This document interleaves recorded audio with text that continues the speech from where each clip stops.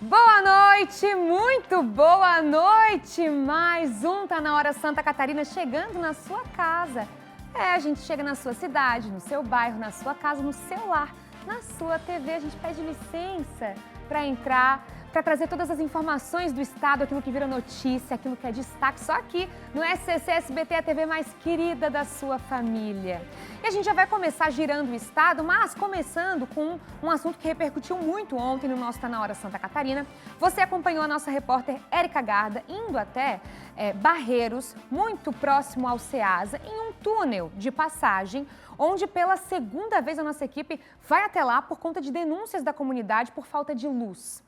Muita gente veio falar com a gente sobre esse assunto, chamou, denunciou. Tiago Pires, um absurdo gigantesco, é a segunda vez que a gente vai lá, mas aparentemente a nossa presença fez diferença, né, Tiago? Boa noite! Boa noite, Júlia Matos. Boa noite para você, para toda Santa Catarina, para você que nos assiste em todo canto desse estado maravilhoso. Cantinhos especiais como esse que eu estou neste momento aqui, ó, bem em frente à nossa aniversariante do mês. Vamos falar muito dela. Já estamos falando há muito tempo, né? Mas esse mês é especial, é para ela, é daqui do continente que a gente vai dividir informação e também o estúdio com você aí, Júlia Matos. Pois então, você estava falando aí de um caso que pela segunda vez, como você disse, nós já estivemos no local. E a Érica teve ontem à noite, você brilhantemente aí parabenizou pela forma com que ela conduziu toda a situação. Mas olha, não adianta, né? A gente fica feliz quando as coisas acontecem, quando o SCC SBT faz a sua parte. Afinal de contas, está no nosso DNA resolver problemas da comunidade também, né? E esse não é diferente. Ô, Júlia, vamos chamar a Érica Garda para essa conversa com a gente aqui, porque ontem ela esteve lá, às escuras, e hoje ela retorna a este local, uma passagem de pedestres, bem perto ali ao Shopping Itaguaçu, em frente à Ceasa. Agora eu quero saber, Érica, eu e a Júlia e o estado inteiro quer saber, a nossa presença do SCC SBT aí ontem à noite deu efeito? Resolveu alguma coisa por aí? Conta pra gente, o microfone é seu, a informação é sua. Boa noite, Érica. Oi, Tiago, boa noite para a Júlia, para todos os nossos amigos de casa. Com certeza nós viemos até aqui nesse local ontem para mostrar toda a situação. Os moradores aqui desse local comerciante haviam nos chamado para relatar essa situação, porque esse túnel aqui, ele serve como passagem para comerciantes, moradores. Fica aqui no quilômetro 205 da BR-282 e é um local muito movimentado. Ontem a gente veio para cá, o túnel estava totalmente às escuras e, felizmente, depois da nossa entrada ao vivo, os agentes vieram para cá, fizeram, então, toda essa questão da energia elétrica, religaram e agora eu, inclusive, cheguei cedo por aqui, conversei com algumas pessoas que nos agradeceram, parabenizaram e disseram que agora voltam a se sentir um pouco mais tranquilas e também mais seguras ao percorrer por aqui. E olha, para mim que vim para cá ontem, eu quero deixar o relato de que realmente são situações muito complicadas. As pessoas saem do trabalho, uma senhora me abordou ontem e disse: a gente demora muito tempo para conseguir comprar as nossas coisas, seja um celular, seja uma bolsa, seja um fone de ouvido, e aí a gente sai de casa, sai do trabalho com esse medo de colocar tudo isso a perder, né, de estar passando por um local que é público, mas que estava muito mal iluminado. E agora, para quem nos acompanha já com imagem, já consegue ver a diferença. Atrás de mim, o viaduto já está totalmente iluminado, esse serviço já aconteceu por aqui. Obviamente que a gente vai seguir monitorando essa situação, porque da outra vez, alguns vândalos passaram pelo local, roubaram a fiação e aí esse local ficou sem luz. Agora a gente vai seguir torcendo para que a situação siga a melhor possível, positiva, para que as pessoas, muitos trabalhadores, possam seguir passando por aqui de forma tranquila. O SC resolve, então conte sempre com a nossa equipe para resolver esses problemas que a gente sabe que impactam diariamente a vida das pessoas, né, Tiago? Eu volto contigo. É isso, Érica. E se resolveu, a gente precisa carimbar. É isso mesmo, carimba. SCC resolve, SCC resolve. Agora, já que resolveu, né, Júlia, Érica e todo mundo que nos assiste, tem que manter. E aí, como é que manter? Como é que mantém? Segurança, vigilância, para que não aconteça roubos novamente da fiação, para que não fique às escuras novamente. Mas esse carimbo é uma delícia, né? Eu adoro colocar carimbo, carimbo tudo que é lado aí. Carimbo, tá vento forte aqui, mas o carimbo tá firme. firme. Obrigado, Érica. Daqui a pouquinho você volta com mais informações pra gente, viu? Agora, às 6h35, a gente continua por aqui e da Grande Florianópolis a gente vai pro oeste, porque por lá a Polícia Civil está investigando uma possível fraude na área da saúde. Quem tem todos os detalhes, falando de Chapecó, é ele. Felipe Bastos tem as informações, olha só. A operação denominada Gasparzinho foi deflagrada na manhã desta quinta-feira no prédio onde funciona a Secretaria de Saúde aqui de Chapecó. As investigações começaram após uma denúncia encaminhada pelo Ministério Público à Polícia Civil. Segundo a apuração inicial, uma agente comunitária de saúde é suspeita de inserir dados possivelmente simulados no sistema informatizado utilizado pela Prefeitura para registrar visitas domiciliares. Durante a operação, foram cumpridos 5 mandados de busca e apreensão em Chapecó e também na cidade de Pato Branco, no Paraná. Os policiais realizaram buscas em setores administrativos municipais, em uma unidade de saúde, na residência ligada à investigação e ainda em uma empresa responsável pelo sistema tecnológico utilizado na gestão das informações da saúde pública. A Justiça também determinou o afastamento cautelar da servidora investigada nas funções, além da proibição de acesso aos sistemas e setores relacionados ao caso. Em nota, a Prefeitura de Chapecó informou que a investigação envolve apenas uma servidora e destacou que já adotou as medidas administrativas cabíveis, incluindo o afastamento da agente comunitária de saúde. A Prefeitura também afirmou que está colaborando integralmente com as autoridades e reforçou o compromisso com a transparência e a legalidade. As investigações seguem em andamento e, segundo a Polícia Civil, outras informações permanecem sob sigilo para não comprometer o andamento da operação. Voltamos ao estúdio. Obrigado, Felipe, aí por todos os detalhes que você trouxe pra gente, viu?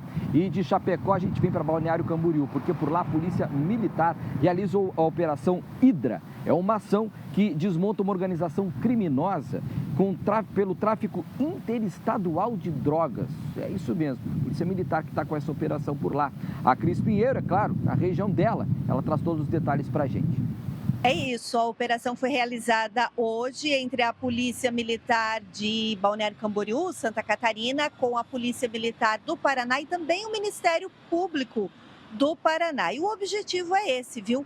Desarticular essa organização criminosa envolvida com o tráfico interestadual de drogas. Hoje foram cumpridos 34 mandados de busca e apreensão, 34 de prisão em 3 estados, Santa Catarina, Paraná e também em São Paulo. Aqui em Santa Catarina foram cumpridos 11 mandados de busca e 14 de prisão, sendo que 3 desses alvos já se encontram presos.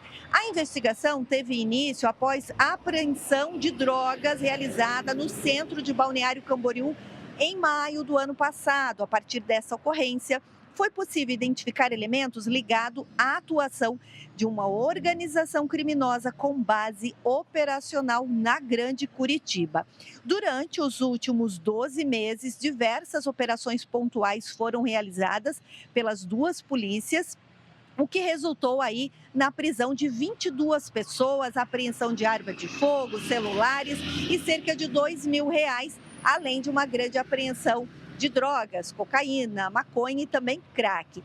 De acordo com a Polícia Militar de Balneário Camboriú, o prejuízo estimado a esse crime organizado é de aproximadamente R$16 milhões, considerando, claro, o valor interno do mercado dos entorpecentes que foram apreendidos. Volto com você. Obrigado, Cris, pelas informações que você trouxe pra gente. Júlia Matos. O GAECO realizou uma operação nessa manhã em Blumenau. O alvo é um esquema de corrupção na segurança das escolas. O contrato investigado foi feito em emergência logo após a tragédia na creche Cantinho Bom Pastor. A repórter Natiele Oliveira está chegando ao vivo com mais detalhes para a gente. Nath, muito boa noite. Qual que é o resultado dessa operação, né? Como que aconteceu tudo por aí? É com você. Boa noite, Júlia, e a todos que nos assistem. O GAECO deflagrou então essa operação Sentinela na manhã desta quinta-feira e investiga um esquema de desvio de recursos públicos aqui na cidade. O principal alvo da investigação é um contrato de 9 milhões de reais em relação à segurança das escolas. Esse contrato foi feito em caráter emergencial, ou seja, foi mais rápido esse processo licitatório do que geralmente é, por conta então depois da tragédia do Cantinho Bom Pastor, esse ataque que a gente lembra que aconteceu em abril de 2023, onde 4 crianças foram mortas. Conforme o Ministério Público, não houve uma competição real entre as empresas para disputar essa licitação. O grupo teria combinado os preços antes e usado de informações privilegiadas, informações oficiais, essas que foram repassadas por servidores públicos, para garantir que uma empresa decidir já qual empresa venceria esse contrato. Só que a investigação, ela vai além, então, dessa fraude, desse problema já na licitação. Isso porque o GAECO descobriu que o dinheiro pago pela prefeitura, ele voltava para os envolvidos através de notas fiscais falsas e empresas de fachada, inclusive uma de postos de combustíveis. E aí, para esconder a origem desse dinheiro, o que eles faziam? Eles fracionavam, então eles colocavam em quantidades menores e aí usavam laranjas, pessoas, terceiros ali. O promotor responsável por esse caso, Marcionei Mendes, traz mais detalhes de como que esse grupo operava. Vamos acompanhar. O servidor público, ele divulgou anteriormente o valor, pediu para que houvesse um desconto, que ele fizesse um desconto para que se sagrasse vencedor, ele alcançasse ali o percentual que ele pudesse se sagrar vencedor. Tudo combinado. Isso aconteceu de um dia, 24 horas depois, houve a mudança desses valores ofertados pelo vencedor, pelo empresário investigado, e ao final, como está provado, essa empresa se sagrou vencedora diante dessas informações.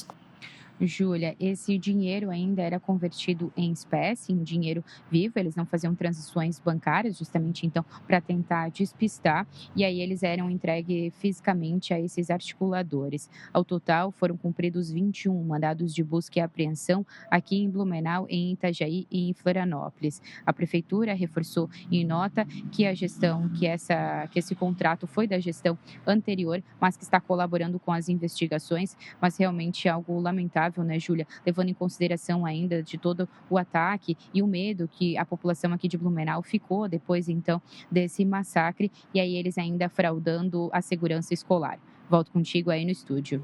Verdade, Nath. Muito obrigada pelas informações. Mas, Nath, a gente sabe que teve outra mobilização também do GAECO, a Operação Arbóreo, é isso? Conta um pouquinho pra gente dessa movimentação por aí. Então, Júlia, a movimentação, o setor policial movimentado aqui na cidade, porque o GAECO atuava, então, nessa operação, paralelo a essa operação da que a gente comentou agora há pouco, ainda nessa manhã também aconteceu essa operação Arbóreo, que aí foca na merenda escolar, algo que se torna ainda mais lamentável. E aí o Ministério Público, ele descobriu que agentes públicos e representantes de uma empresa, da vencedora da licitação, que era responsável ali pelo prato, pela merenda escolar, eles criaram uma espécie de pedágio da corrupção. E aí, como acontecia isso? Eles cobravam 3% de propina em cima de cada nota que a prefeitura precisava, então, emitir em relação ao prato escolar. Por exemplo, um prato escolar custava R$20, eles cobravam 3% a mais desse valor para, então, roubar esse dinheiro. A logística era muito bem amarrada, muito bem articulada pelo GAECO, conforme o GAECO, e aí eles monitoravam todos esses pagamentos em tempo real. Então, assim que o dinheiro saía, o pessoal, os investigados, eles buscavam esse dinheiro em espécie lá no Paraná, que é a sede dessa empresa, para distribuir aqui em Blumenau. E aí o pior de tudo isso ainda, Júlia, é que eles faziam essa distribuição desse dinheiro ilícito, que era para utilizar para merenda escolar, e eles faziam esses encontros em supermercados e em estacionamentos, justamente então para tentar despistar o Ministério Público, as investigações. O promotor Marcionei Mendes explica agora um pouquinho mais como aconteceu essa operação. Olha só. Os servidores que tinham informações privilegiadas passavam para esse empresário.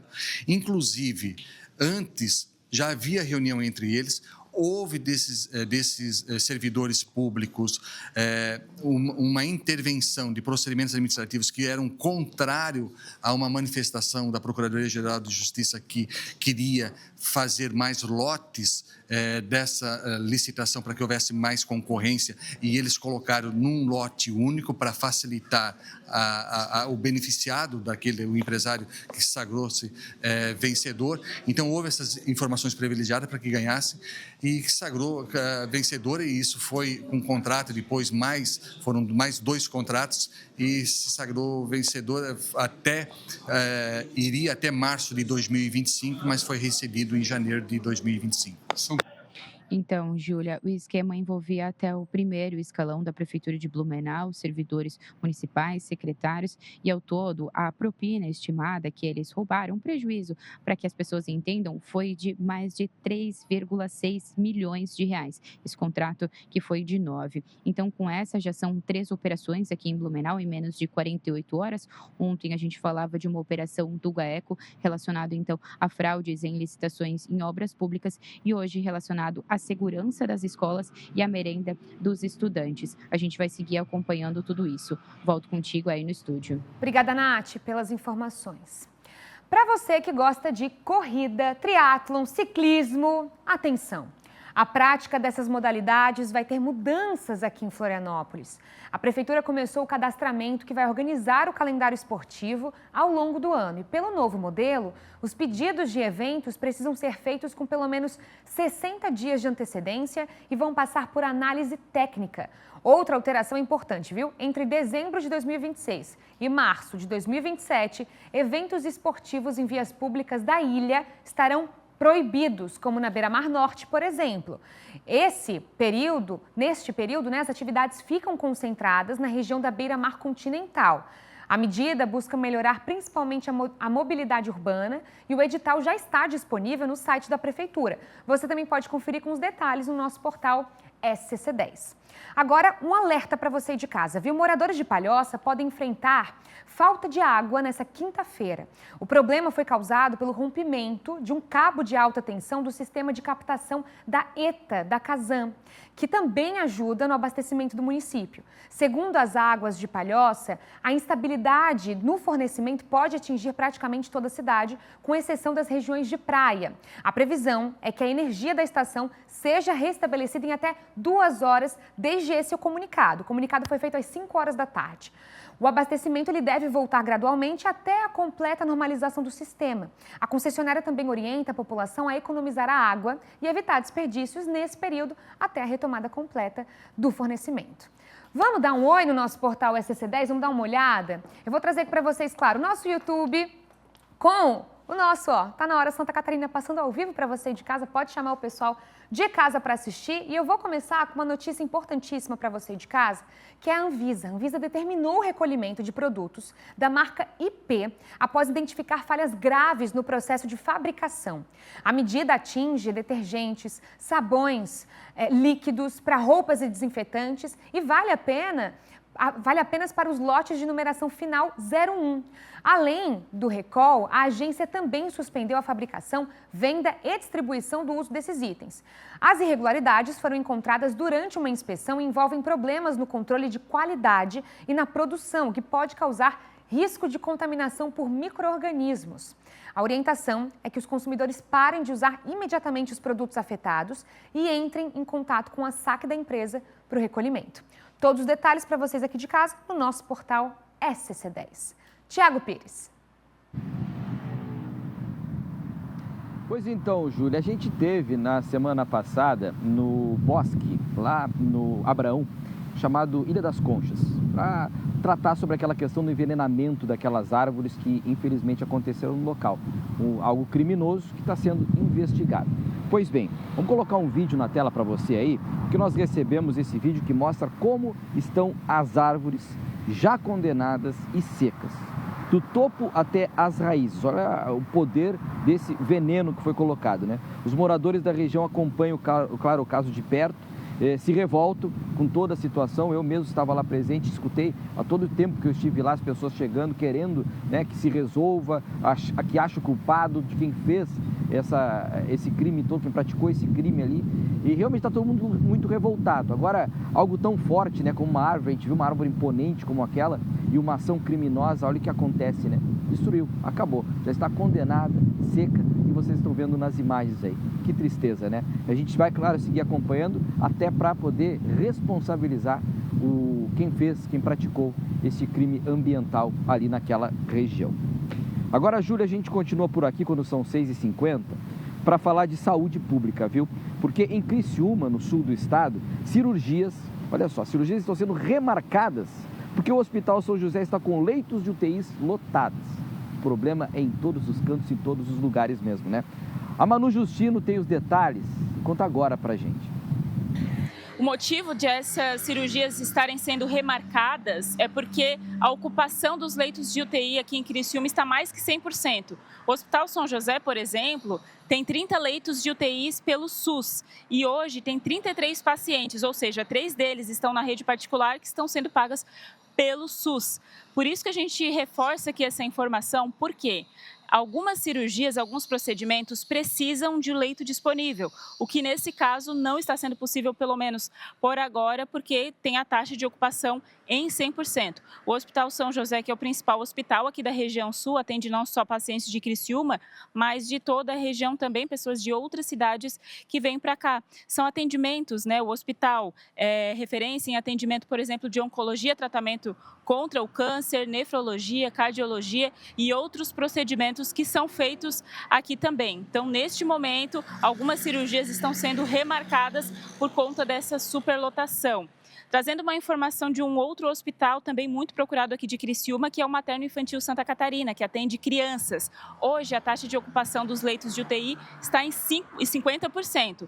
São 10 leitos e tem 5 pacientes atualmente, né? A mesma coisa como o Hospital São José. Pessoas de outras regiões, de outras cidades também vêm para cá para procurar atendimento e a gente vai seguir acompanhando toda a situação e os atendimentos, né, dos leitos de UTIs e também da remarcação das cirurgias e procedimentos que são feitos aqui.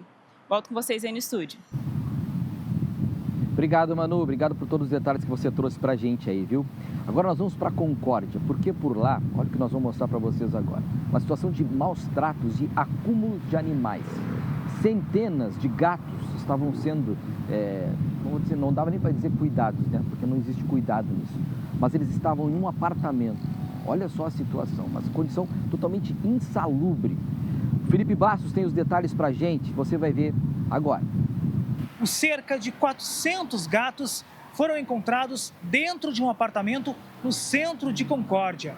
De acordo com a inspeção da vigilância sanitária, havia uma situação de acúmulo excessivo dos animais em um ambiente considerado insalubre e sem monitoramento adequado. Diante desta situação, foi firmado um termo de ajustamento de conduta, o conhecido TAC, com a tutora responsável pelos animais. O acordo prevê medidas imediatas e também ações a longo prazo para garantir o bem-estar dos felinos. No TAC assinado, no dia 23 de abril, ficou acordado que todos os animais passarão por consultas veterinárias com laudo, né? Tem um prazo de 30 dias para entregar. Todos os animais serão castrados, microchipados e serão doados, né? A tutora só vai poder ficar com 4 animais desses felinos. As castrações ocorrerão por meio do Instituto Federal, qual o município tem um convênio, né? Desde o ano passado, o município tem esse convênio com o Instituto Federal. Eles farão as castrações e as microchipagens desses animais. As ONGs nos ajudarão à divulgação da adoção desses animais e farão todo aquele questionário para ter uma adoção responsável e séria. O Ministério Público reforça ainda que maus tratos contra qualquer tipo de animal é crime previsto em lei e pede para que, se você perceba alguma situação parecida, que denuncie tanto para a Polícia Civil como também para a Polícia Militar. Voltamos ao estúdio. Pois então, se a gente não conta e não mostra essa história para você, eu tenho certeza que você não ia acreditar, né? Mas realmente aconteceu. Bom, obrigado, viu, Felipe, por todas as informações que você trouxe para a gente.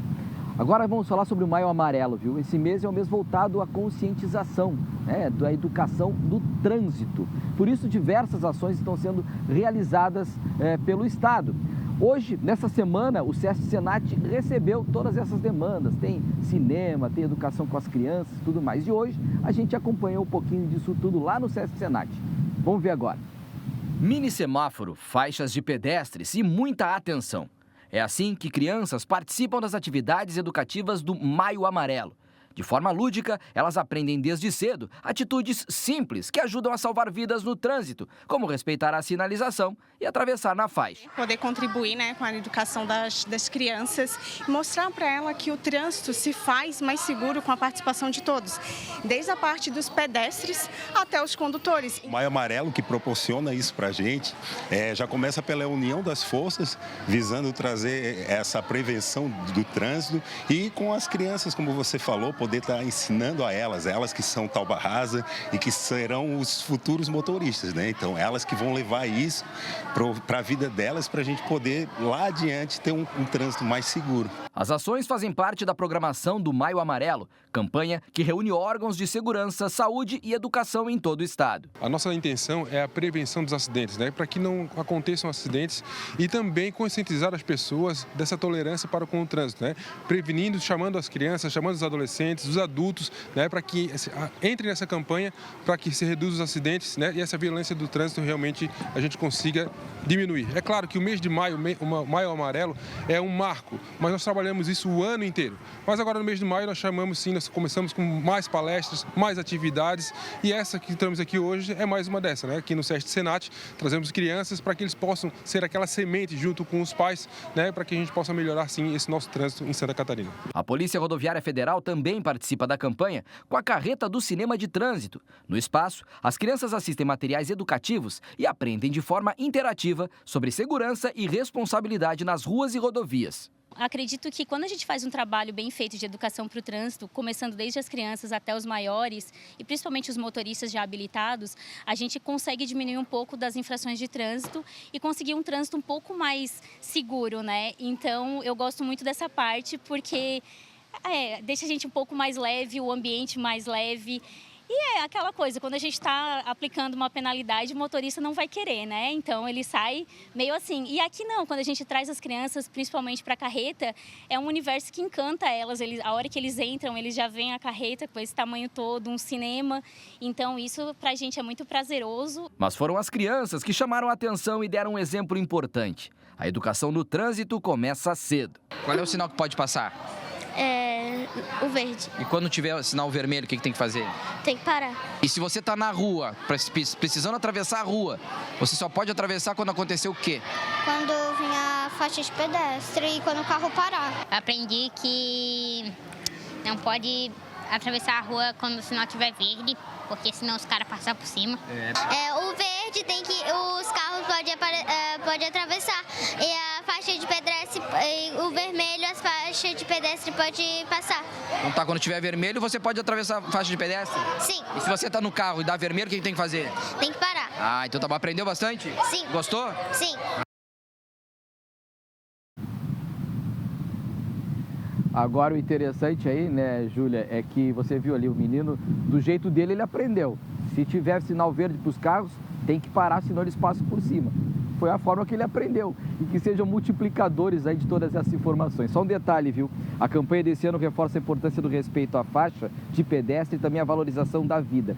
E as atividades na próxima semana, hoje, essa semana até amanhã no SESC Senat e na próxima semana, Júlia, vai acontecer todas essas temáticas, enfim, toda a educação junto ao Shopping Itaguaçu. Então vai ter muita coisa acontecendo na semana que vem por lá, tá certo, Júlia? É isso, Thiago, ele aprendeu do jeitinho dele, Crianças mais conscientes são adultos mais responsáveis, eu tenho certeza. Agora a gente se reúne com o nosso comentarista político, Piara Boschi. E o Piara, eu sei que você vai falar sobre um encontro, no mínimo, polêmico, Então, Júlia, boa noite a todo mundo em casa. Hoje, na tarde de hoje, o encontro de 3 horas entre o presidente Lula e o presidente dos Estados Unidos, Donald Trump, um encontro muito aguardado.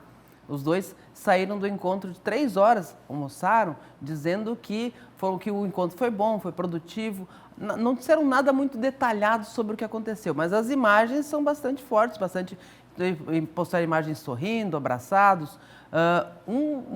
Havia até uma expectativa, como é que seria esse encontro, especialmente depois que o Donald Trump foi um pouco desrespeitoso com o presidente da Ucrânia, o Zelensky, no encontro também na Casa Branca, como ele trataria Lula. Recordando, lá atrás, o Donald Trump, aliado do ex-presidente Jair Bolsonaro, impôs sanções econômicas ao Brasil e disse que era por causa da prisão de Jair Bolsonaro. Aquele foi um momento de tensão muito forte entre Lula e Trump, mas também, ao mesmo tempo, foi um momento de afirmação de popularidade do Lula junto ao eleitorado brasileiro, talvez o momento mais forte dele, em que ele exaltou a questão de soberania, que o Donald Trump não ia mandar aqui. Depois eles se encontraram na Suíça, no evento Fórum Econômico Mundial, e a partir dali a relação começou a acontecer.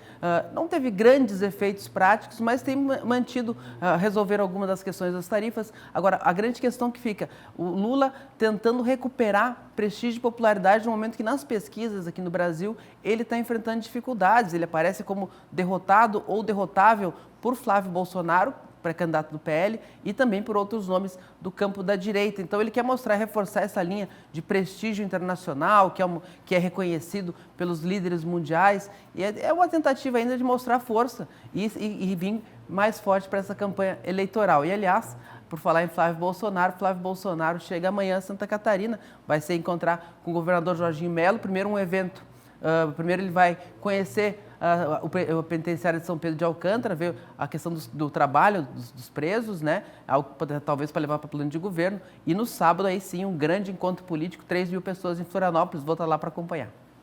É isso, Piara, no mínimo curioso, né? Inclusive, eu acho que, sendo de direita ou de esquerda, um encontro com o Trump precisa de muito jogo de cintura, no mínimo, né? Tem que ter jogo de cintura porque o Trump é imprevisível. Exato. O Lula também. A gente tem acompanhado por aqui. Obrigada pela sua participação. Amanhã tem mais, pessoal. Piara Bosque. Pessoal, e a previsão de um possível super El Niño já acende o alerta aqui no sul do país, com risco de chuvas intensas, enchentes e deslizamentos. Em São José, a prefeitura já começou a agir para tentar evitar novos transtornos, intensificando o desassoreamento de rios e avançando em obras de macrodrenagem. Quem traz os detalhes e mais informações para a gente é a nossa repórter Érica Garda.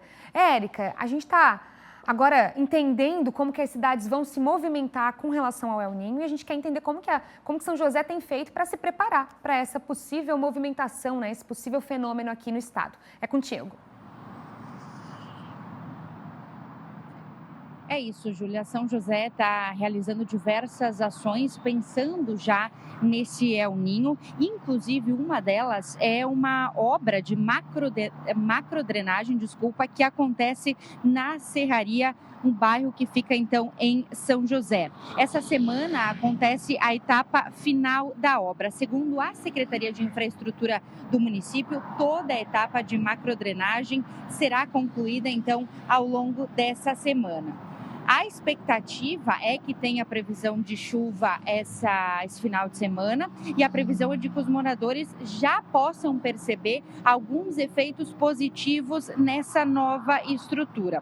Essas equipes trabalham de forma intensa nas escavações e também na instalação das galerias. A gente sabe que era um pedido antigo por parte dos moradores da Serraria para que fosse feito alguma coisa. Então a prefeitura atendeu esse pedido e a gente vai seguir acompanhando essas obras. Além dessa macrodrenagem que acontece também em São José, está acontecendo uma ação para intensificar o desassoreamento dos rios para justamente prevenir essas enchentes diante de um possível El Niño. Isso também está sendo organizado pela prefeitura através de uma parceria entre a Secretaria de Infraestrutura de São José. Os trabalhos nessa quinta-feira aconteceram no Rio Três Henriques, no trecho que compreende também os bairros Serraria e Areias. Então a cidade está mobilizada para pensar e de fato fazer essas ações para tentar prevenir impactos maiores, como aconteceram, por exemplo, no Rio Grande do Sul em 2024, né, Júlia? Verdade, Érica. A gente está vendo que essa movimentação, essa preocupação com o El Niño tem movimentado as instituições aqui no estado. Inclusive, a preocupação com eventos extremos no sul do país já mobiliza também as forças de segurança. Pela primeira vez, bombeiros de Santa Catarina e do Rio Grande do Sul discutem a realização de um simulado conjunto de resposta a desastres. Érica, eu vou voltar contigo para pedir mais informações sobre esse encontro. Então, tivemos Corpo de Bombeiros do Rio Grande do Sul, de Santa Catarina, reunidos aqui para possíveis ações. Conta mais pra gente. Isso, Júlia. Esse momento aconteceu hoje, justamente em um momento de atenção que está elevada para a Defesa Civil da região, justamente por essa questão do El Ninho. Então, é um trabalho que vem sendo feito pelo Corpo de Bombeiros de forma conjunta entre o estado aqui de Santa Catarina e o Rio Grande do Sul. Lembrando que durante as enchentes de 2024, no estado vizinho, Rio Grande do Sul, o Corpo de Bombeiros prestou todo o auxílio necessário durante aquele fenômeno. E a gente conversou um pouco mais com o subcomandante-geral do Rio Grande do Sul, Coronel Alexandre Chório Nunes, que falou um pouco mais sobre esse trabalho, essa parceria que vem sendo realizada entre o Corpo de Bombeiros do Rio Grande do Sul e aqui de Santa Catarina. Vamos acompanhar. É muito importante essa vinda aqui, uma vez que nós temos as nossas experiências lá, em especial 2024, e viemos aqui para colaborar com Santa Catarina e também levar, né, troca de talvez equipamentos que usemos lá e não usam aqui, talvez operações, né, que podem ser utilizadas aqui. Vamos fazer também um grande simulado, né, para verificar o tempo de resposta, quanto tempo as nossas equipes chegam aqui em Santa Catarina, o que nós temos de material para trazer e o protocolo, né, independente de quem esteja na coordenação da operação, que sigam aquelas diretrizes para que se consiga operar. E ainda, segundo o comandante-geral, esse simulado é bem importante porque os estados vizinhos, Santa Catarina e Rio Grande do Sul, compartilham bacias hidrográficas, riscos climáticos e populações vulneráveis que historicamente treinaram e responderam a desastres de forma isolada. Portanto, um trabalho conjunto que vem sendo feito, idealizado pelo Corpo de Bombeiros aqui de Santa Catarina e também do Rio Grande do Sul. Júlia, volto contigo. Perfeito, Érica. Muito obrigada pelas informações. A gente vai para um rápido intervalo, pessoal, mas daqui a pouquinho você vai ver mais atualizações da greve aqui em Florianópolis e São José. E é claro, quinta-feira você aí de casa já sabe, é dia de agenda cultural. Eu te espero.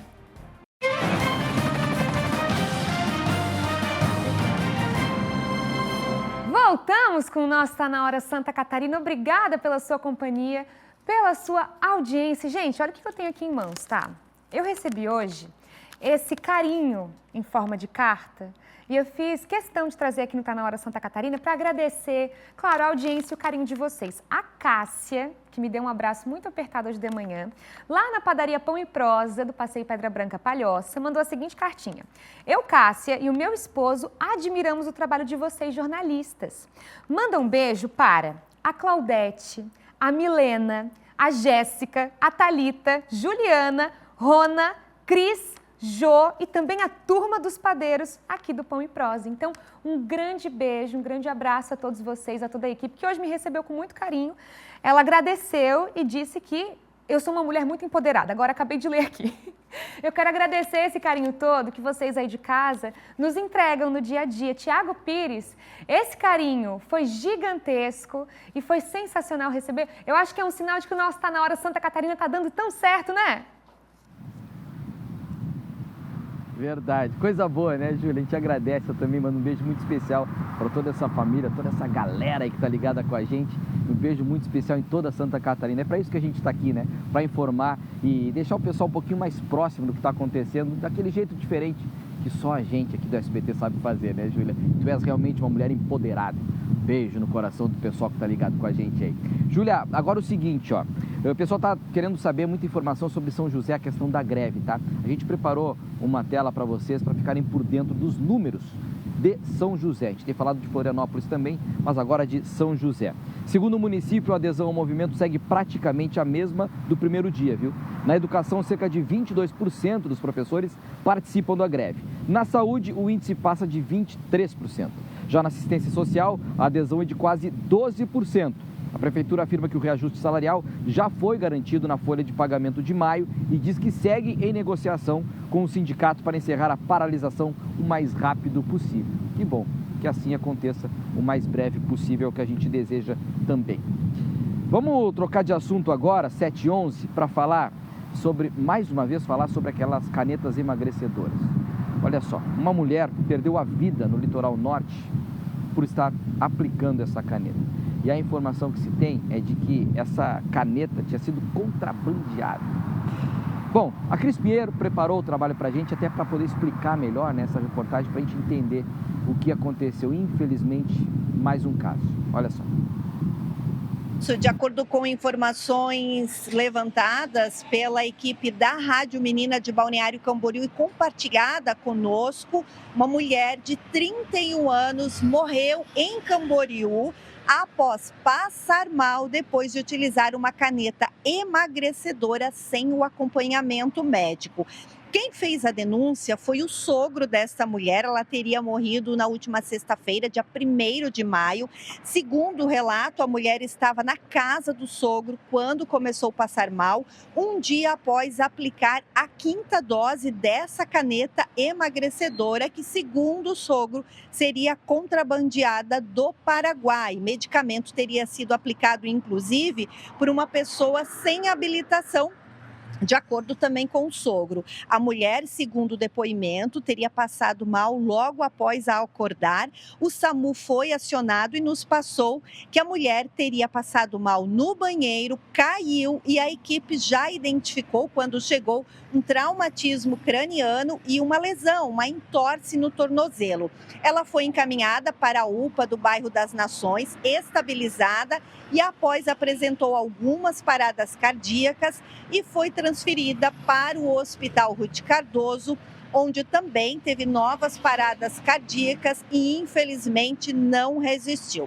O caso levanta a discussão sobre o uso de medicamentos, seja ele qual for, sem orientação médica, de procedência duvidosa e, em alguns casos, claro, sem o acompanhamento profissional especializado.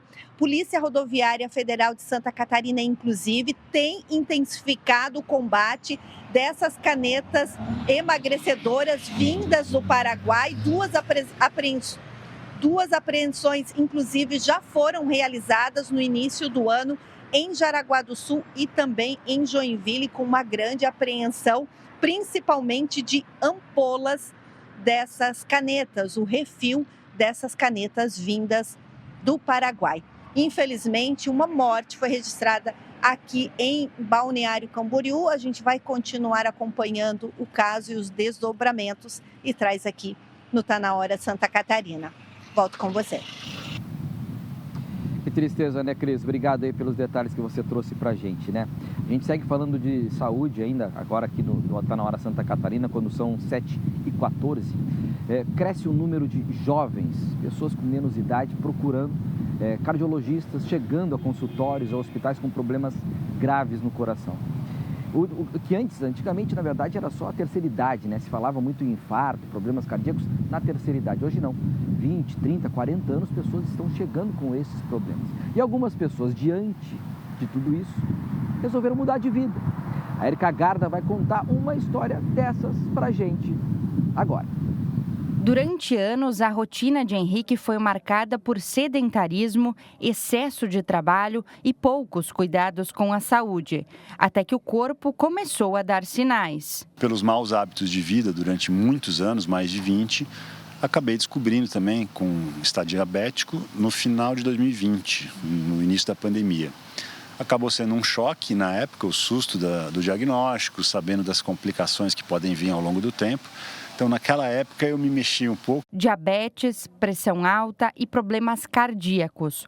O alerta fez Henrique mudar completamente os hábitos. Por alguns anos, o planejamento não saiu como esperado. Mas no início deste ano, ele decidiu que não dava mais para continuar daquele jeito. Em 2026, eu reprogramei de novo esses dois pilares aí da vida saudável, que é uma alimentação adequada, com acompanhamento especializado de endocrinologista, de nutricionista também, e voltei a treinar, voltar para a natação, que é meu esporte de origem, comecei a correr e voltei para a academia, musculação, então eu estou alternando essas 3 modalidades. A história dele não é isolada. Especialistas alertam que o infarto está aparecendo cada vez mais cedo em adultos com idades entre 19 a 40 anos. Eventos cardiológicos, eventos de morte súbita, eventos como infarto, a gente tem visto sim, em idades mais precoces. A gente sabe, por exemplo, que abaixo de 35 anos as causas, abaixo de 30, as causas são diferentes das causas acima de 30, 35 anos. Então, os pacientes mais jovens, pessoas mais jovens, adolescentes, às vezes até crianças, adultos bem jovens, geralmente têm problemas relacionados a doenças que já tinham, doenças pré-existentes, hereditárias, algumas cardiopatias, tipo miocardiopatia hipertrófica, displasia ritmogênica do coração. Muita gente ainda associa o infarto à terceira idade, mas o que tem chamado a atenção dos médicos nos últimos anos é a mudança no perfil dos pacientes.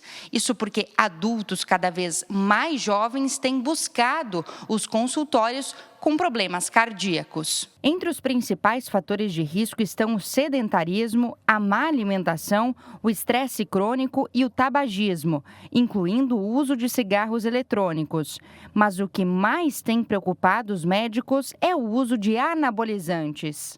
Isso tem tido um aumento muito grande de eventos em pessoas jovens, tanto em homens quanto em mulheres. Então, talvez essa seja uma preocupação até maior do que a do cigarro, que a gente já sabe que tem uma campanha muito grande contra o tabagismo, mas o uso de anabolizantes hoje, de hormônios, até como, entre aspas, uma falsa terapia hormonal, reposição hormonal, a gente vê muita gente usando sem critérios e tendo problemas seríssimos de saúde, inclusive infarto e até morte. Desde o início do ano, o Henrique mudou a alimentação, retomou a atividade física e perdeu cerca de 20 quilos. Hoje, ele diz que a mudança de hábitos foi essencial para recuperar a qualidade de vida. A diferença é muito grande na disposição física, no vigor, na energia para fazer as coisas, na qualidade do sono. Menos dores, o organismo sofre menos o impacto do peso também, articulação, joelho, tornozelo, quadril, coluna, tudo isso acaba respondendo muito bem também. A diferença é bem significativa em termos de qualidade de vida e disposição, não há nem o que falar. Para os especialistas, o aumento dos casos entre jovens mostra que cuidar da saúde do coração não deve ser uma preocupação apenas do futuro, mas sim uma necessidade imediata. É isso, né, Érica? Mudança na vida, mudança de vida, mudança no estilo de vida. Tudo faz a grande diferença. Então a gente precisa mudar enquanto tem tempo para fazer isso. Depois não adianta. Agora, claro, né? Sexta-feira amanhã, final de semana chegando, é legal a gente já se programar, saber o que vai acontecer no final de semana. É por isso que toda quinta a gente tem aqui no Tá Na Hora Santa Catarina, sabe o quê? A agenda cultural.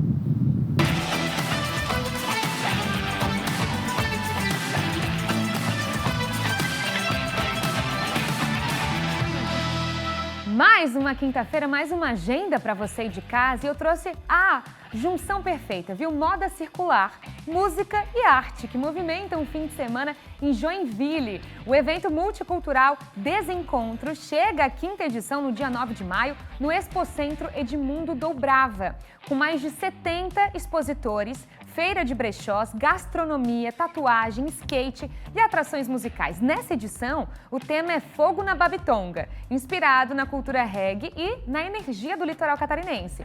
A programação reúne bandas, DJs e artistas de diferentes regiões do país em uma experiência que mistura consumo consciente, economia criativa e, claro, muito entretenimento. Agora, os bastidores do cinema de animação ganham espaço em Florianópolis. O Centro Integrado de Cultura recebe a exposição inédita Animaiking, a mágica da animação, a comemoração aos 25 anos da produtora catarinense. A mostra reúne cerca de 100 peças originais de filmes, séries e produções para TV, revelando, claro, ao público como funciona o universo da animação. E é de graça, viu? Inclusive tem convite para você ir de casa.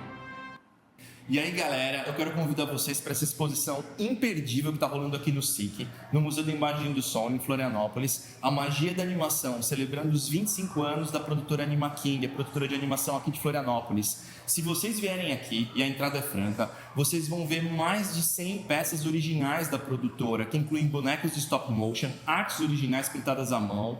É sensacional, é imperdível. E mais, vocês vão ver peças interativas que você pode mover e para entender como a animação funciona. É muito legal vir com a família, trazer as crianças. Se você é de uma escola, trazer sua turma da escola. É muito legal, vale a pena. De terça a domingo, das 10 da manhã às 9 da noite. A exposição fica até o dia 14 de junho e eu espero vocês aqui. Um grande abraço. Para os amantes de cinema, não dá para perder. A Camerata Florianópolis estreia nesta sexta-feira o espetáculo Aquarela do Brasil. A apresentação acontece às 8h30 da noite no Teatro Ademir Rosa, o SIC, e o show celebra música brasileira e antecede a participação da orquestra em um festival internacional. Sabe para onde que eles vão? Para a Indonésia. Olha só o convite. Olá, pessoal! Estamos aqui para convidar vocês para o dia 8 de maio e irem assistir Aquarela do Brasil, um espetáculo maravilhoso lá no SIC. Esse espetáculo que a gente vai levar para o Java Jazz Festival, o maior festival de jazz da Ásia, e a gente está muito feliz. E vocês em Florianópolis e região assistem em primeira mão, estreia da Camerata Florianópolis, espetáculo Aquarela do Brasil, a partir das 20h30. Adquira seu ingresso na Blue Ticket e a gente se vê na sexta-feira. Fica o convite para você de casa.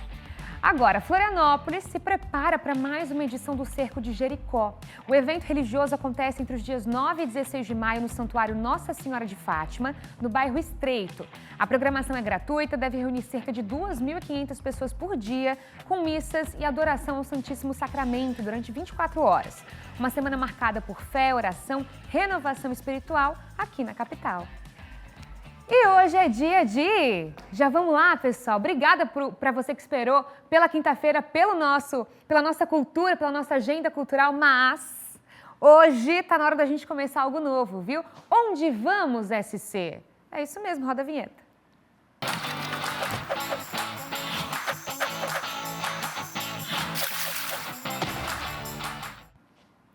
Receitas centenárias, quintais que se tornaram um negócio próspero e uma técnica de construção que não usa um único prego. É isso mesmo. O local mostra a herança dos imigrantes alemães que não está guardada em museus, viu? Na reportagem de hoje da nossa série sobre turismo catarinense, você vai conhecer a rota do Enxamel, em Pomerode, olha só. No interior de Pomerode, o relógio parece seguir um ritmo próprio. No bairro Testo Alto, a paisagem é dominada por uma herança que se mantém intacta há mais de um século. São cerca de 50 casas na técnica Enxamel, a maior concentração desse estilo fora da Europa. Um conjunto histórico, onde a madeira e o barro narram a trajetória de um povo.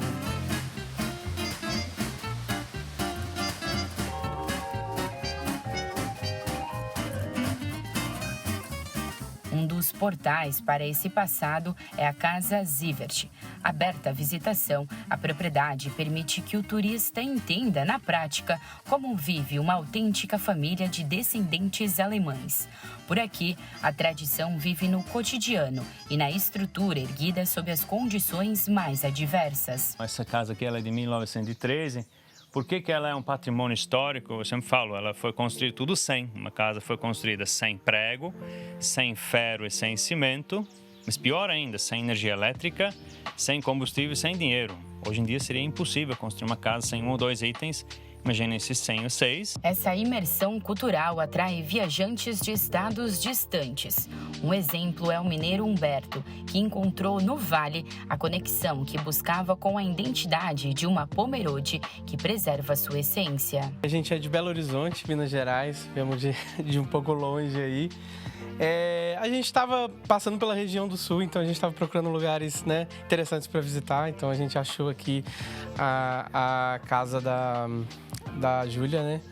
E, assim, achamos muito legal o tipo de construção que tem aqui, porque a gente não vê em todo lugar, é difícil encontrar. Para garantir a preservação, o bairro transformou história em experiência. Um antigo comércio de 1910 deu lugar a um café colonial especial, onde as receitas típicas servem como um fio condutor para a memória local. 9 em cada 10 dos ingredientes, dos itens que estão ali no café, são ou feitos aqui no próprio café ou são daqui de Pomerode. Então tem produtos, tem itens como o cara broto, né, o pão de cará, que é super tradicional e super raro, e várias outras coisas que são da mesa local. Então eu acho que a intenção desse atrativo é participar do turismo local com esse foco cultural bem forte. Além disso, esse vigor econômico se estende por todo o roteiro.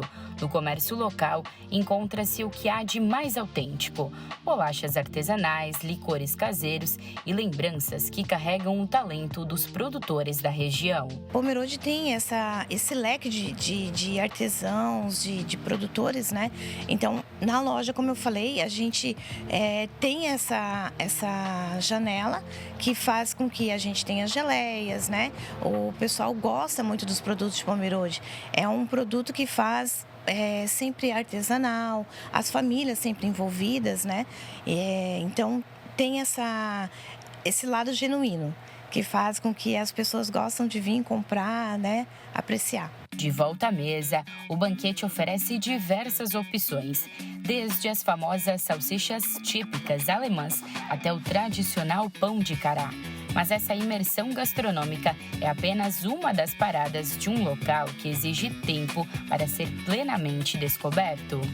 E a gente sabe que o destino é o conjunto. Então, com mais atrativos, aumenta, eu acho que a possibilidade das pessoas se interessarem, conhecerem a Rota do Enxaimel, Pomerode, e para quem vem também se sentir satisfeito, que viu bastante coisa. O reconhecimento da Rota do Enxaimel pela ONU Turismo como uma das melhores vilas turísticas do mundo não se deve apenas à preservação estética dessas casas. O selo internacional valoriza principalmente o desenvolvimento sustentável. Por aqui, o patrimônio histórico gera renda, mantém as famílias no campo e garante que as tradições de mais de um século permaneçam vivas. Além da arquitetura, o que consolida os negócios é o fator humano. O orgulho de pertencer a esse ecossistema histórico reflete na hospitalidade e na forma acolhedora como cada visitante é recebido. Cada vez mais força, vontade de pertencer, né? A gente vem procurando sempre estar criando coisas novas. Temos projetos grandes para 2026. É um sentimento muito gostoso, assim, desde que quando a rota foi fundada, a gente vem crescendo, né? Então, esse desenvolvimento dentro da rota, vendo todos os associados se juntam para poder fortalecer cada vez mais a rota, os negócios vêm se solidificando aqui, né? Então, a gente está vendo que a rota em si, ela tem esse lado de acolhedor. Mas ao fim do dia, a maior vitória da Rota do Enxaimel é a sucessão familiar. No sítio do Rogério, da Casa Zivert, a viabilidade do turismo trouxe a segurança para que o legado da família não termine nesta geração. Eu digo, hoje eles trabalham aqui comigo, né? Junto com o sítio, junto com o turismo aqui. Eu sempre falo, se eles ganharem dinheiro aqui, eles vão ficar aqui. Senão, eu até vou acabar mandando eles, vão... E hoje a economia mudou muito, né? Então hoje a gente não vive mais e ganha dinheiro do sítio. E sim, tem que ter outras fontes de renda além do sítio. A Rota do Enxaimel é um local onde o orgulho pelo passado ilumina o caminho para o futuro. O retrato de uma Santa Catarina que preserva as suas raízes para seguir encantando o mundo. Essa e muitas outras rotas no turismo de Santa Catarina toda quinta-feira aqui no Tá Na Hora Santa Catarina. Gente, bora falar sobre a greve aqui na capital? Nessa manhã, o Sindicato dos Trabalhadores no Serviço Público Municipal de Florianópolis, o Sintrasem, organizou uma Perdão, pessoal. Eu vou esperar... Ok. Aqui veio um recado de que a gente já está trazendo mais informações para vocês, até porque chegou mais informação agora, a gente vai atualizar o caso da greve para vocês aí de casa, aqui no nosso Tá Na Hora Santa Catarina, mas mudamos. Hoje, ao longo de todo o dia, aconteceu um importante evento aqui em Santa Catarina. O Exército Brasileiro, Defesa Civil, além de órgãos relacionados à saúde e segurança pública, participaram de um exercício de ajuda humanitária. A iniciativa prepara e capacita equipes para atuarem em catástrofes naturais. Ela aconteceu no Centro Integrado de Gerenciamento de Riscos e Desastres, aqui em Florianópolis, com foco na integração dos participantes diante de possíveis eventos climáticos no estado. Com isso, a ideia é diminuir o tempo-resposta de socorro e deixá-lo ainda mais eficiente para minimizar danos à infraestrutura catarinense e, acima de tudo, claro, salvar vidas. Os comandantes da 5ª Divisão da 14ª Brigada de Infantaria Motorizada do Exército Brasileiro destacaram a importância desse momento. Nesse ano, com uma previsão aí de um El Niño forte, com 80% de ocorrências aí de impactos ambientais na nossa população, é uma satisfação ver os entes federal, estadual e municipal se preparando para todos irmanados cumprir a sua missão de servir a sociedade, evitar ou minimizar os impactos climáticos na população catarinense. Esse trabalho, ele passa por um estudo grande do terreno, da geografia e da geografia da população, inclusive, e da hidrografia, no sentido de entender as principais áreas impactadas e que nós possamos planejar o nosso emprego antes do evento. E, ao mesmo tempo, criar um sistema de interagência de conhecimento para que o comando e controle das operações maximizem toda a estrutura de apoio à população.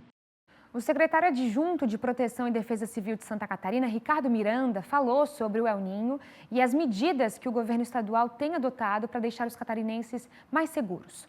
Hoje, ainda é muito cedo de dizer quais serão as consequências do El Niño para Santa Catarina. É fato que isso aumenta a quantidade de chuvas, mas em todo o hemisfério sul, aqui particularmente na América do Sul. Se esse efeito vai ser mais forte na Argentina, no Rio Grande do Sul, no Paraná, Santa Catarina, ainda é muito cedo para dizer. O fato é que a Defesa Civil vem se preparando, já desde 2023, com várias ações de fortalecimento dos municípios de preparação, e esse trabalho vai continuar e vai se intensificar. Agora, o nosso governador Jorginho Mello, inclusive, já está tomando ações para que a Secretaria de Proteção e Defesa Civil, e não só ela, mas todo o estado do governo de Santa Catarina, trabalhe em proveito da população, caso os eventos extremos aconteçam aqui no nosso estado. Muito bem, importante para o estado. Agora a gente vai para a previsão do tempo. Está na hora.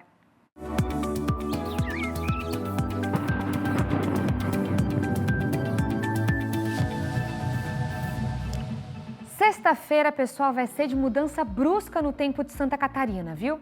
A passagem de uma frente fria deixa o dia instável em todas as regiões, com previsão de chuva e temporais isolados desde a madrugada no oeste e sul do estado, avançando para as demais áreas ao longo do dia. Esses temporais podem vir acompanhados de chuva intensa, raios, ventos fortes e até granizo. O vento também chama atenção com rajadas entre 50 e 80 km por hora, então fica um alerta para as navegações. E além da chuva, o destaque será a queda nas temperaturas, viu? Ao longo do dia, o ar frio avança e os termômetros despencam, principalmente à noite. Vai ser aquele dia para fazer uma sopinha, viu? Para você que ainda não fez uma primeira sopinha em casa de 2026, agora dá tempo. Oeste e extremo oeste com mínima de 6 graus e máxima de 26 nesta sexta-feira. Nosso Vale do Itajaí entre 8 e 27 graus. Serra Catarinense, veja só, não vai ter uma das menores mínimas nessa sexta-feira, com mínima de 13 graus e máxima de 23 nessa sexta-feira. Norte do estado chegando a 29 graus de máxima e temporais isolados garantidos para lá. Grande Florianópolis com o mesmo sistema, 27 graus de máxima e sul do estado entre 6 e 27 graus. E as cidades mais pedidas, vocês aí de casa já sabem, estão aqui, no nosso Tá Na Hora Santa Catarina. As cidades que vocês pedem no Instagram, no WhatsApp, ficam aqui. Palhoça, na Grande Florianópolis, entre 18 e 25 graus nesta sexta-feira. Imbituba, com mínima de 18 e máxima de 28 graus.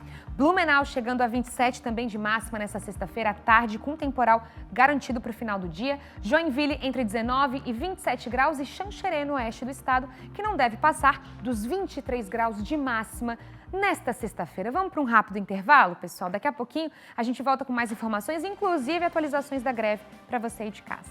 Eu te espero.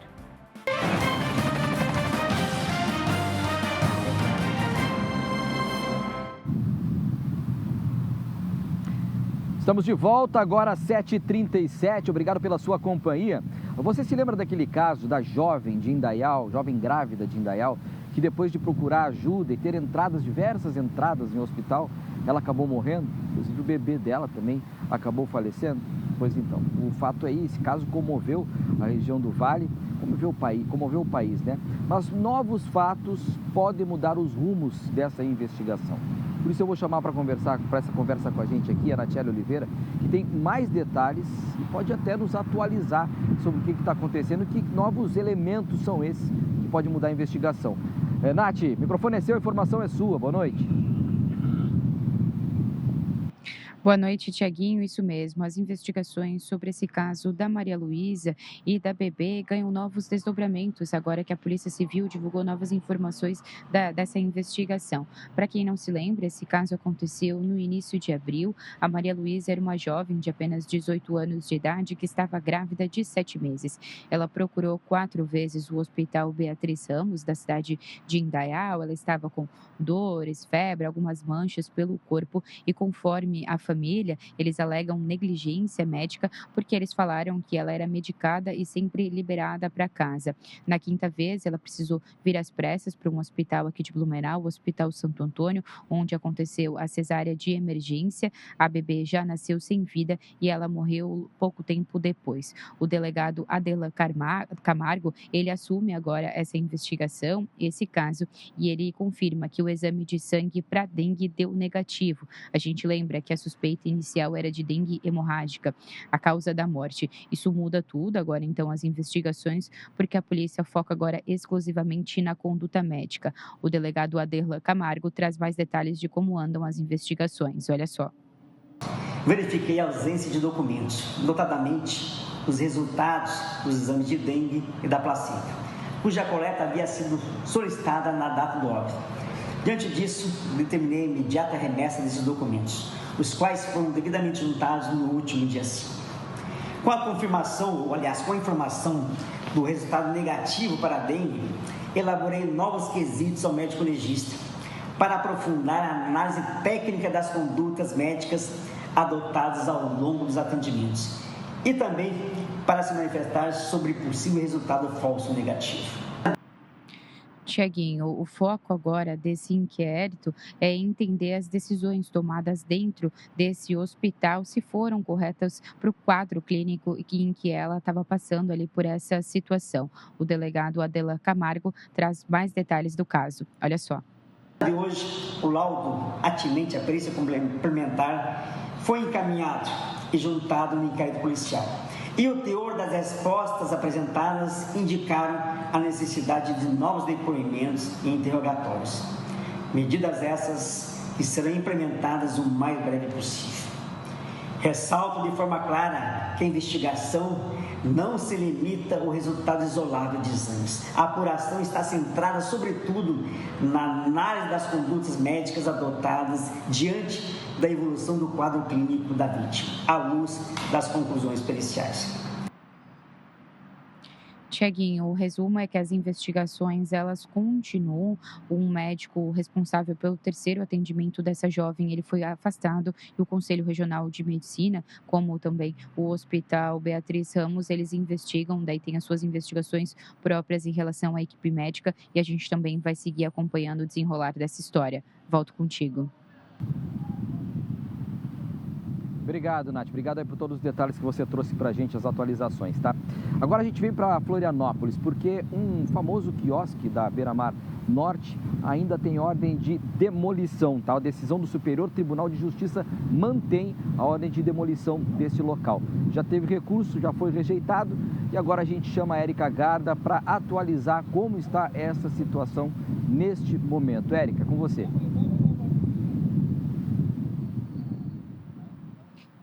Oi, Tiago, boa noite mais uma vez. É isso, com essa decisão, o estabelecimento pode ser demolido nos próximos meses. Por unanimidade, então, a segunda turma do STJ rejeitou os últimos recursos que foram apresentados pelos responsáveis do quiosque. Na liminar, o STJ apontou que autorizações que são concedidas por entes locais, como prefeitura ou então governo estadual, não têm validade para permitir o uso de áreas pertencentes ao governo federal.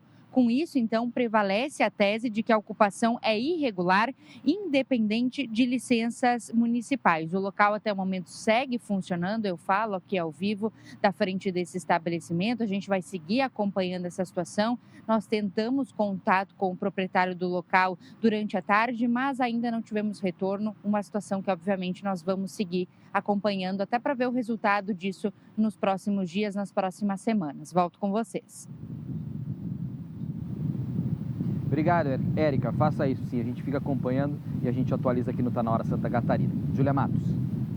É isso, Thiago. Estamos chegando ao final do nosso Tá Na Hora Santa Catarina, mas antes preciso lembrar você aí de casa que amanhã, sexta-feira, 11 horas da manhã, tem SCC Meio-Dia. Uma ótima noite para você, minha amiga Júlia Matos, Thiago Pires e quem está acompanhando o nosso Tá Na Hora Santa Catarina. Nessa sexta-feira a gente chega já destacando a previsão do tempo com essa virada, vocês viram? Tem frio chegando no início da próxima semana e muita chuva nesse sábado. E também vamos trazer as informações do esporte, a expectativa dos clubes catarinenses nas séries D, C e B e A do Campeonato Brasileiro. Isso e muito mais te esperamos às 11 horas da manhã.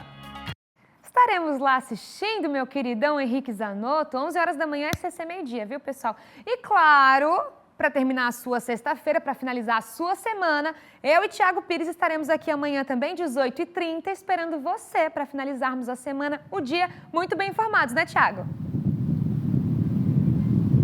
É isso, Júlia. Boa pedida. Sexta-feira, sextou bem informado aqui no Tá Na Hora Santa Catarina, viu? E claro que eu vou te deixar aqui, eu até vou sair da tela, eu vou te deixar com essa linda imagem aqui da nossa Ponte Hercílio Luz. Tá chegando o 3 de maio, hein, Júlia? Beijo. 6h30, amanhã todo mundo ligado aqui, ó, na tela do SCC SBT. Ponte Hercílio Luz pra vocês aí, ó. Estaremos esperando você aí de casa, viu? Obrigado pela sua companhia, pela audiência e até amanhã, 18h30, aqui no SCC SBT, a TV mais querida da sua família. A gente fica com imagens, então, da Ponte Hercílio Luz, ao vivo para você aí de casa.